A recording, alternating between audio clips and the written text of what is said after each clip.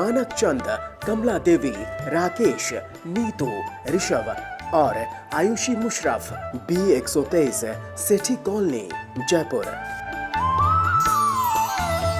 Shri Parshwanath re rolling mills limited, Durgapur 1, Bardhaman, west Bengal. Amita Jain, पत्नी अनिल कुमार जैन, संगीता जैन, पत्नी विपिन कुमार जैन। रत्नम प्रभा वाडेकर, प्रणिया शाह, रंजना कोठारे, वर्षा शाह, बारामती। श्री चंदूलाल जुबराज गांधी, फलटनकर, घाटकोपर, मुंबई एवं परिवार। अलेखा शाह, मनीष शाह, अनुपम शाह, प्रियंका शाह, सचिंत गांधी, नुपुर गांधी, श्रवंत गांधी। इंदु जैन, रंजना, विनय, सुनैना, अभिषेक, मीराबाग, नई दिल्ली। नेमचंद जैन, शशि जैन, निखिल जैन, शालिनी जैन, शरणय जैन, शांतनु जैन, निशु जैन, शास्त्री नगर, मेरठ, उत्तर प्रदेश। मोहिनी देवी बाकलीवाल, धर्मपत्नी स्वर्गीय श्री कल्याण मलजी बाकलीवाल। पुत्र Dharamchand Bakliwal, Kamal Kumar Bakliwal, Ajit Kumar Bakliwal. Assembly road, Imphal, Manipur. Shri Abhijeet, Mugdha, Abha, Aayushi, new Jersey. Doctor Tushar, doctor Ketaki, Shri Jatin, doctor Kalpana आदि, धुले, महाराष्ट्र। जय जिनेन्द्र तज्जयति परम ज्योतिः, समं समस्तैरनंत पर्यायै, दर्पणतल इव सकला, प्रतिफलति पदार्थ मालिका यत्र। पंच परमेष्ठी भगवान की जय। ज्ञानशाला की पिछली कक्षाओं में हमने अनर्थ दंड के 4 भेदों को समझा था और उनसे हमने यह संकल्प भी लिया था कि निश्चित रूप से जो व्यर्थ की क्रियाएं हैं, पापोपदेश है, अपध्यान है या प्रमादचर्या है या हिंसा दान है, इनको हम छोड़ने का प्रयास करेंगे। आइए इस कक्षा में हम दुष्श्रुति नामक पंचम अनर्थ दंड को समझते हैं। रागादिवर्धनानां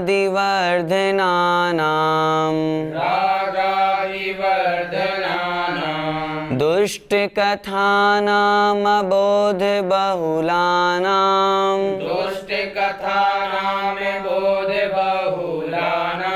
न कदाचन कुर्वीत श्रवणार्जन शिक्षणादीनि।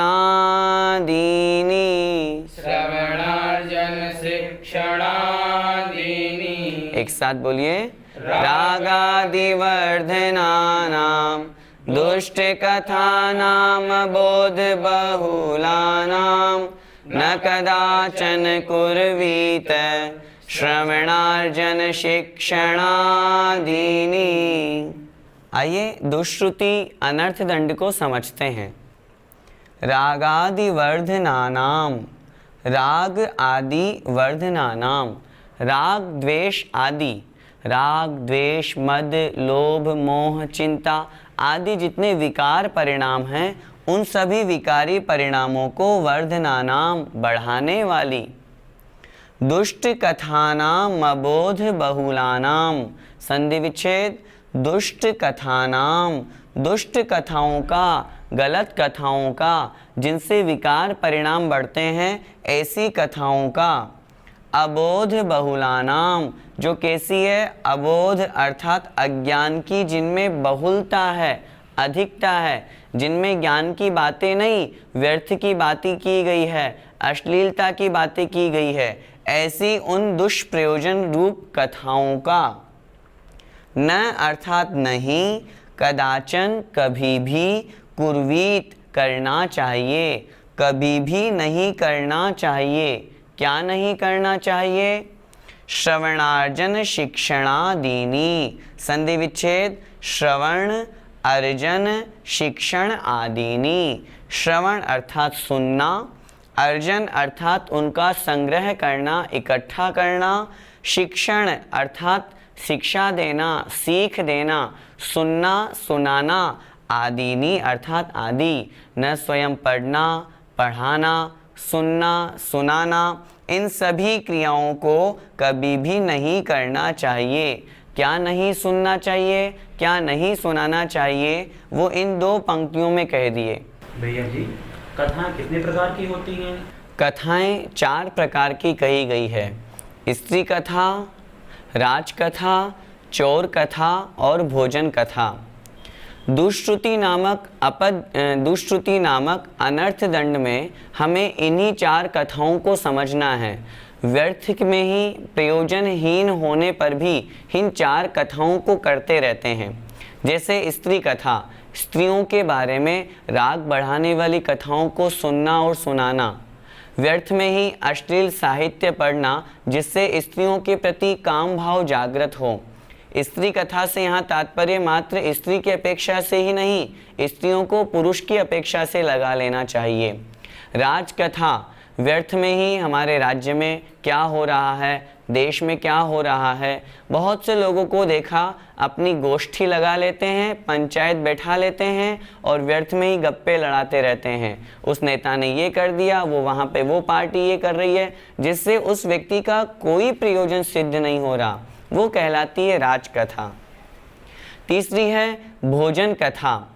भोजन की कथाएं करना, ये रस ऐसा है, ये व्यंजन इस प्रकार का है, भोजन संपूर्ण कर लेने के पश्चात भी उस भोजन के बारे में क्रिया प्रतिक्रिया करना, यह भोजन कथा। और चोर कथा, वो डाकू ऐसा, वो लुटेरा ऐसा, उसने ऐसा कर दिया, उसने वैसा कर दिया। इस तरह की कथाओं को करने का और सुनने का त्याग करना चाहिए, तब वह दुष्श्रुति नामक अनर्थ दंड व्रत होगा। इन 4 कथाओं को हमें त्याग करने की कोशिश करनी चाहिए। भैया जी, दुष्श्रुति अनर्थ दंड से बचने के लिए हमें सबसे ज़्यादा किस बात का ध्यान देना चाहिए? दुष्श्रुति अनर्थ दंड से बचने के लिए सबसे पहले हमें जो प्रयास करना है वो है टीवी और सिनेमा आदि से बचना। आजकल हम देखते हैं सिनेमा आदि में, मूवीज़ में कितनी अश्लीलता परोसी जा रही है। ऐसी मूवी जिसमें सबसे ज़्यादा अश्लीलता होती है, काम विकार भाव जागृत होते हैं, वो सबसे ज़्यादा हिट होती है। इसलिए ऐसी टीवी से, सिनेमा से हमें बचने का प्रयास करना चाहिए।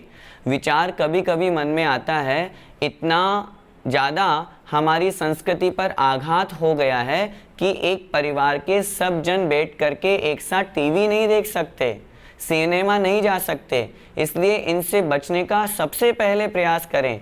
गाने, ऐसे गाने आ गए जिनको सुनने में हमारे मन में विकार परिणाम जागृत होते हैं, अश्लीलता उन गानों में झलकती है। ऐसे गानों को सुनने का त्याग करना चाहिए, ऐसे सिनेमा हॉल जाने का त्याग करना चाहिए। यदि घर में टीवी भी है तो उस टीवी का हमें सदुपयोग करना चाहिए। जिनवाणी चैनल, पारस चैनल, जिसके माध्यम से हम मुनि महाराजों के दर्शन करें, प्रवचन सुने, पाठशाला, ज्ञानशाला आदि कार्यक्रम देखें, जिससे हमारा उपयोग सही स्थान पर रहे। घर परिवार में हम अपने बच्चों को ऐसे संस्कार दें ताकि वो सिनेमा न जाएं, ऐसे गाने न सुने। वेस्टर्न कल्चर, पाश्चात्य संस्कृति के कारण से आज बहुत से बच्चे, न्यू जनरेशन, युवा पीढ़ी उस ओर बढ़ती जा रही है।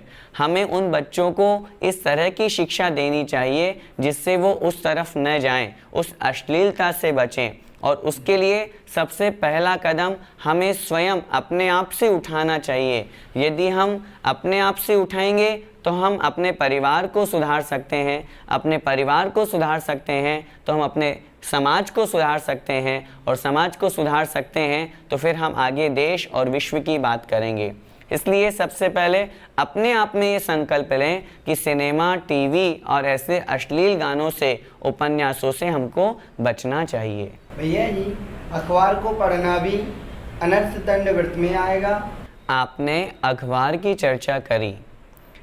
वास्तविकता में विचार करें तो आजकल अखबारों में आ क्या रहा है? काम की खबरें कम आती हैं और व्यर्थ की खबरें ज़्यादा आती है। आज उसने उसके साथ में लूटमार करी, वहाँ चोरी करी, उसका वहाँ रेप हुआ, ये गंदी गंदी खबरें ही से ही तो अखबार भरा हुआ रहता है। यदि हम उनको पढ़ेंगे तो हमारे मन में भी वैसे परिणाम जागृत होंगे। फिर भी यदि आवश्यकता हो तो जो मुख्य मुख्य खबरें हैं हम उन्हें पढ़ें। आजकल एक बात बहुत खराब हो गई है, सभी अखबारों के साथ में 2-3 पृष्ठ तो रंगीन चित्रों से भरे हुए होते हैं जो सिनेमा के एक्टर एक्ट्रेस से होते हैं और अर्धनग्न चित्र उनमें परोसे जाते हैं। यदि हम उनको पढ़ेंगे तो निश्चित रूप से वह भी दुष्श्रुति नामक अनर्थ दंड का ही अंग कहलाएगा। इसलिए जितना हो सके बचें। फिर भी यदि देश विदेश की खबरों की जानकारी लेनी है तो मुख्य मुख्य बातें ग्रहण करें। भैया जी, तो हमें क्या पढ़ना और क्या लिखना, क्या सुनना चाहिए? भैया, ऐसी बहुत सी चीज़ें हैं जिनको पढ़ने से और सुनने से हमारी आत्मा का कल्याण होता है, हमारे मन को शांति मिलती है। यदि आप पढ़ना और सुनना चाहते हैं तो आज से ही प्रथमान योग का स्वाध्याय शुरू करें। जहाँ प्रथमान योग आदि अनेक ग्रंथों का स्वाध्याय होता हो उसे सुने। बहुत से मंदिरों में सायंकालीन स्वाध्याय का कार्यक्रम चलता है, वहाँ पर जाएं, उसे सुने। धीरे धीरे सुनने से हमें उसमें रुचि जागृत होगी।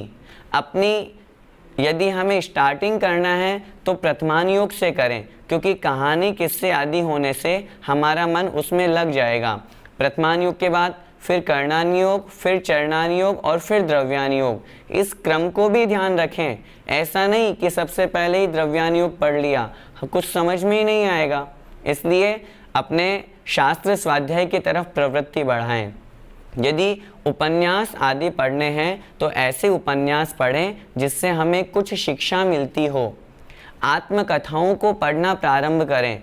उनको पढ़ने से क्या होगा, हमें इस बात की आलोचना हम स्वयं कर सकते हैं कि वास्तविकता में मुझ में कितनी गलती है। जिन्होंने वह आत्मकथा लिखी उन्होंने अपनी बुराई भी लिखी, अच्छाई भी लिखी, ताकि हमारा भी भाव इस तरह का रहे, मायाचारी से हम बच पाएंगे। तो इसलिए ऐसे साहित्य हम पढ़ें जिससे हमें काम विकार भाव जागृत ना हो, स्वाध्याय में मन लगे। ऐसे उपन्यास आदि को हमें पढ़ना चाहिए। रही बात सुनने की, तो सुनने के लिए बहुत सी चीज़ें हैं। टीवी आदि यदि हम देखते हैं तो उसमें आचार्य श्री के, मुनि महाराजों के, आरिका माता जी के प्रवचन सुने। इस ज्ञानशाला, पाठशाला, स्वाध्याय आदि के कार्यक्रम को देखें, सुने, ताकि हमारे जिन धर्म के प्रति रुचि जागृत हो। बहुत से लोग गाने आदि सुनते रहते हैं। हमने देखा अपने कान में हेडफोन लगाए और खूब गाने सुनते हैं। उससे हमारा मन या उनका मन निश्चित रूप से विकारी भाव में ही घूमता रहेगा। उनके स्थान पर हम जिनेंद्र भगवान के भजन आदि सुने, स्तुति आदि सुने, स्तोत्र पाठ सुने, जिससे हमारा मन धर्म में लगेगा। ऐसी क्रियाओं को हम पढ़ें और सुनने का प्रयास करना चाहिए। मनुष्य पर्याय की सफलता शुभ उपयोग में है, अशुभ उपयोग में नहीं। हम दिन भर अपने उपयोग को शुभ बनाए रखें। मन, वचन और काया से हमेशा शुभ विचार करें। अखबार आदि पढ़ें तो मुख्य मुख्य खबरें पढ़ लें। मैं अखबार आदि पढ़ने की मनाही नहीं कर रहा, लेकिन जो अश्लीलता, जो गलत बातें उसमें लिखी हैं, हम उनसे बचने का प्रयास करें। क्योंकि यदि हम उन्हें पढ़ेंगे तो हमारा उपयोग अशुभ की ओर जाएगा, और अशुभ उपयोग जाएगा तो निश्चित रूप से वो नरक तिर्यंच गति का कारण बनेगा। फिर हमारी मनुष्य पर्याय की सफलता कैसे होगी? इसलिए इन अश्लील साहित्यों से बचें, सिनेमा आदि से बचें, टीवी आदि से बचें। जो क्रियाएं हमारे मन में राग आदि, राग, द्वेष, मद, लोभ, मोह, चिंता, इस तरह के विकार परिणाम जागृत करती है, उन साहित्यों को, उन सिनेमा को देखने, पढ़ने, सुनने से बचेंगे तो निश्चित रूप से हम अशुभोपयोग से बचेंगे। और अशुभोपयोग से बचेंगे तो जितना समय हो सके अपने जिनेंद्र भगवान की स्तुति, भजन, ध्यान आदि में व्यतीत करें, स्वाध्याय करें, प्रथमान योग के ग्रंथ पढ़ें, चरित्र, पुराण आदि पढ़ें, जिससे हमारा शुभोपयोग हो, और उस शुभोपयोग से निश्चित रूप से आत्मा का कल्याण होगा ही होगा। हमने दुष्श्रुति नामक अनर्थ दंड को समझा। अब आगे जो एक मुख्य अनर्थ दंड है, जुआ खेलना, उसे भी हम समझते हैं। आइए उच्चारण करते हैं। सर्वानर्थ प्रथमं मथनं शौचस्य सद्ममायाया दूरात् परिहरणीयं चौर्यासत्यास्पदं द्यूतम्। एक मुख्य अनर्थ दंड आचार्य अमृतचंद स्वामी महाराज यहाँ पर कह रहे हैं, जिसका नाम है द्यूतम अर्थात जुआ खेलना। कैसा है वो देखते हैं। सर्वानर्थ प्रथमम, संधि विच्छेद सर्व अनर्थ प्रथमम, सभी अनर्थों में जो प्रथम है, जितने भी अनर्थकारी चीज़ें हैं जिससे आत्मा का कोई प्रयोजन नहीं होने वाला, उन सभी क्रियाओं में जो सबसे पहला है, अनर्थ को करने में जो सबसे पहला है। मथनम शौचस्य, मथनम अर्थात मथने वाला है, नाश करने वाला है। किसको? शौचस्य, शुचिता का अर्थात शुद्धि का। आत्मा का कल्याण जो निर्लोभ है, उस लोभ का त्याग करने रूप भाव को कहते हैं शौच। और उस लोभ के त्याग को जो नष्ट करने वाला है, अर्थात लोभ को जागृत करने वाला, लोभ को बढ़ाने वाला। सद्म मायायाः, कैसा है वो द्यूत अर्थात जुआ। सद्म अर्थात घर है। किसका घर है? मायायाः अर्थात मायाचारी का। जो जुआ खेलता है वो तो मायाचारी के घर में ही रहता है। कहने का तात्पर्य उसके साथ में मायाचारी लगी ही रहती है।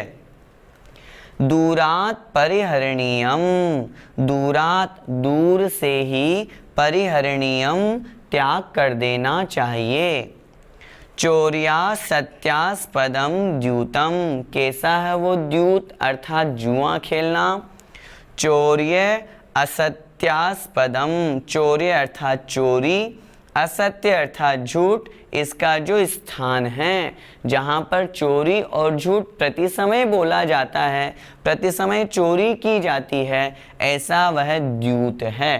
कहने का तात्पर्य जुआ खेलना। आचार्य अमृतचंद स्वामी महाराज 5 अनर्थ दंडों की चर्चा करने के पश्चात इस मुख्य अनर्थ दंड की यहाँ चर्चा कर रहे हैं, जिसका नाम है द्यूत अर्थात जुआ खेलना। इसको आचार्य ने मुख्य अनर्थ दंड माना। क्यों माना? इस श्लोक में 3-4 बातें कही। क्योंकि जो जुआ खेलता है वो चोरी भी करता है, झूठ भी बोलता है। मायायाः सद्म, वह मायाचारी का तो घर है। और सबसे बड़ी बात शौचस्य मथनम, संतोष का नाश करने वाला। क्योंकि जीव को जो सुख प्रदान करने वाली वस्तु है संतोष, धन उसके पास जितना है वो खुश रहेगा। लेकिन जो जुआ खेलने वाला है उसके संतोष रूपी धन होता ही नहीं, वो तो संतोष को समाप्त कर देता है। और आए, लोभ की प्रवृत्ति उसकी और अधिक जागृत होती रहती है। इस कारण से आचार्यों ने कहा जो संतोष को नष्ट करने वाला है। और सभी अनर्थों में जो प्रथम है, दुनिया में जीव का अकल्याण करने के लिए, अमंगल करने के लिए जितनी वस्तुएं हैं, उसमें जो सबसे पहला कहा गया है वह है द्यूतम अर्थात जुआ खेलना। इसलिए ऐसे द्यूतम अर्थात जुआ खेलना नामक इस अनर्थ दंड को दूरात परिहरणीयम, हमें दूर से ही छोड़ देना चाहिए। जो जुआ खेलना इसको छोड़ देगा वो इन सब पापों से और कषायों से बच जाएगा। और जो जुआ खेलेगा पाप और कषाय उसके साथ लगी ही रहेगी। इसलिए इसको हमें त्याग करना चाहिए। भैया जी, जुआ खेलने को अनर्थ दंड क्यों कहा गया है? अनर्थ दंड ही नहीं, यहाँ तो अनर्थों में प्रथम कहा गया है। अनर्थ का मतलब, अर्थ मतलब प्रयोजन, अन अर्थात नहीं होना, दंड अर्थात क्रिया। ऐसी क्रिया जिससे हमारी आत्मा का कोई प्रयोजन सिद्ध नहीं हो रहा, उसे अनर्थ दंड कहा। इस श्लोक में आचार्य अमृतचंद स्वामी महाराज ने जुआ खेलने को सब अनर्थों में सबसे पहला इसलिए कहा क्योंकि इससे आत्मा का तो कोई कल्याण नहीं होगा। अन्य अनर्थ दंडों की अपेक्षा से जब हम इसकी तुलना करें तो हमें स्वयं समझ में आ जाएगा अन्य अनर्थ दंडों में कम पाप है, इसमें तो बहुत सारा है। सारे की सारी जितनी कषाएं हैं, जितने पाप हैं, वो जुआ खेलने से आ जाएगा। जो जुआ खेलने वाला व्यक्ति है वो यदि हार जाता है तो उस जुआ खेलने के निमित्त से वो अपने घर परिवार की सब वस्तुएं बेच देता है, अपना ईमान भूल जाता है, वस्तुएं बेच देता है, चोरी करने लग जाता है, झूठ बोलने लग जाता है, किसी का मर्डर कर देता है, हिंसा आदि पाप वो करने लग जाता है। यदि जीतता जाता है तो उसका लोभ और अधिक अधिक अधिक जागृत होता जाता है, जिससे उसकी कषाएं बढ़ती जाती है। इसलिए पापों का और कषायों का मूल है यह जुआ खेलना। जो जुआ खेलता है अन्य शेष 6 व्यसन उसे अपने आप घेर लेते हैं। वेश्यागमन, परिस्त्री सेवन और उसकी प्रवृत्ति बढ़ती जाती है। इसलिए आचार्यों ने इसे अनर्थ दंड कहा।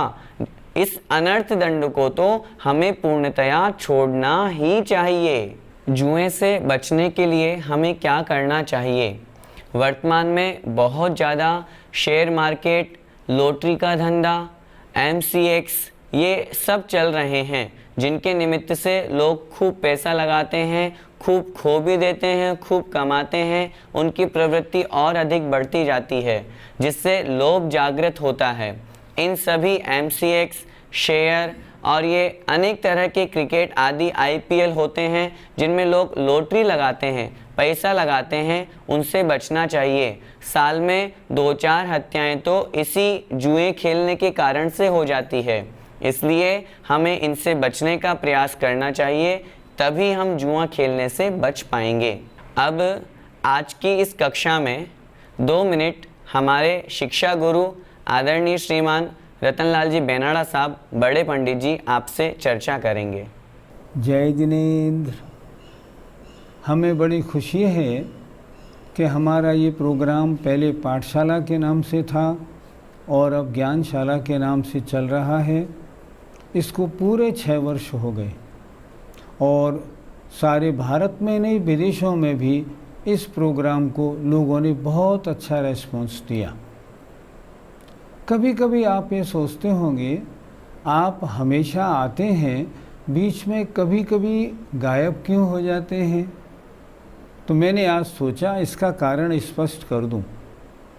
सच बात यह है, ये ज्ञानशाला प्रोग्राम अब बहुत अच्छा हो गया। अब इसमें पुरुषार्थ सिद्धिपाय, इसके बाद कार्तिकेयान उपरेक्षा, उसके बाद परमात्म प्रकाश, उसके बाद आचार्य कुंद का कुंदन, उसके बाद और ग्रंथ अब रेगुलर चलते रहेंगे। ये कब तक चलेगा ज्ञानशाला? ये तो 10, 20, 25 साल चलना ही चलना है। लेकिन मेरी उम्र तो 74 इस जुलाई में हो गई। मैं कब तक आपको अपनी सेवाएं दे पाऊंगा? इसलिए मेरे शिष्यों में जो मुख्य, हमारे श्रवण संस्कृति संस्थान सांगानेर में जो मुख्य प्राध्यापक हैं और सब बच्चों को धर्म पढ़ाते हैं, धर्म में होशियार हैं, शास्त्री हैं, आचार्य हैं, ऐसे पंडित किरण प्रकाश जी को अब मैंने अपने स्थान में धीरे धीरे स्थान देना प्रारंभ किया है, ताकि मैं रिटायर होऊं तो आप लोगों को इस ज्ञानशाला में व्यवधान ना पड़े। सोचो, कभी तो रिटायर होना ही पड़ेगा भाई। 74, 5, 6, 7 कब तक सेवा लेंगे मेरी? और ज्ञानशाला तो 20 साल चलनी है। इसलिए मैंने ये बात सोची है और मुझे उम्मीद है पंडित किरण प्रकाश जी जो पढ़ा रहे हैं, मैं सामने बैठा रहता हूँ, उन्हें गाइड करता रहता हूँ, ताकि सब चीज़ बिल्कुल ठीक चलती रहे। मुझे उम्मीद है कि आप लोगों को भी उनका पढ़ाना ठीक लग रहा होगा। फिर भी अगर कोई बात हो तो मुझे कन्वे करें। मेरा फ़ोन नंबर बराबर आता रहता है, मुझे कन्वे करें। मैं कोशिश करूँगा कि ज्ञानशाला की सेवाएं आपको पहले से और अच्छी मिलें, सदैव मिलती रहें। 10 साल, 20 साल, 50 साल हमेशा ज्ञानशाला चलती रहे, आप उसका आनंद उठाते रहें और ज्ञान और वैराग्य का वर्धन होता रहे। जय जिनेंद्र। मानक चंद, कमला देवी, राकेश, नीतू, ऋषभ और Aayushi Musharraf, B123, Sethi colony, Jaipur. Shri Parshwanath re rolling mills limited, Durgapur 1, वर्तमान वेस्ट बंगाल। अमिता जैन पत्नी अनिल कुमार जैन, संगीता जैन पत्नी विपिन कुमार जैन। रत्नम प्रभा वाडेकर, पर्णिया शाह, रंजना कोठारे, वर्षा शाह, बारामती। श्री चंदूलाल जुबराज गांधी, फलटनकर, घाटकोपर, मुंबई एवं परिवार। अलेखा शाह, मनीष शाह, अनुपम शाह, प्रियंका शाह, सचिंत गांधी, नुपुर गांधी, श्रवंत गांधी। इंदु जैन, रंजना, विनय, सुनैना, अभिषेक, मीराबाग, नई दिल्ली। नेमचंद जैन, शशि जैन, निखिल जैन, शालिनी जैन, शरणय जैन, शांतनु जैन, निशु जैन, शास्त्री नगर, मेरठ, उत्तर प्रदेश। मोहिनी देवी बाकलीवाल, धर्मपत्नी स्वर्गीय श्री कल्याण मलजी बाकलीवाल। पुत्र Dharamchand Bakliwal, Kamal Kumar Bakliwal, Ajit Kumar Bakliwal. Assembly road, Imphal, Manipur. Shri Abhijeet, Mugdha, Abha, Aayushi, new Jersey.